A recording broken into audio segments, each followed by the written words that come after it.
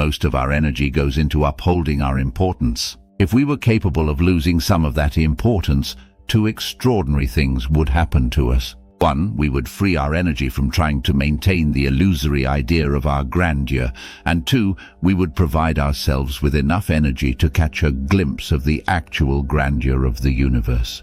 Carlos Castaneda. Here is the essence of Aparigraha, the yama that invites us to let go of the false self and all its symbols.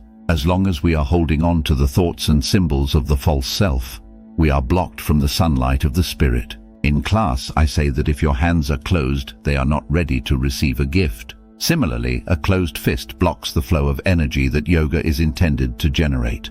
When we arrive on our mats, we can begin our practice by combing our bodies, our minds, and our hearts, looking for the closed fist. Aparigraha is about taking the spiritual stance of an open hand. When we open our hands, when we open ourselves, we are ready to receive support from the universe. On a practice level, Aparigraha can free us from many an unpleasant burden. When I left the service, I embarked on a long sojourn into the realm of hand-to-mouth living.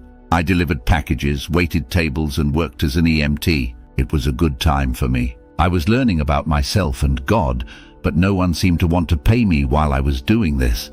A couple of years into this process, I realized that my car, which had been perfectly affordable when I was in the army, was now eating up almost half my income. I was also well aware that my car represented the last vestige of the prestige I had enjoyed as a military officer. It assured me that my status as a waiter was temporary. Soon I would get into my car and drive off to bigger and better things. Unfortunately, I had no such plans.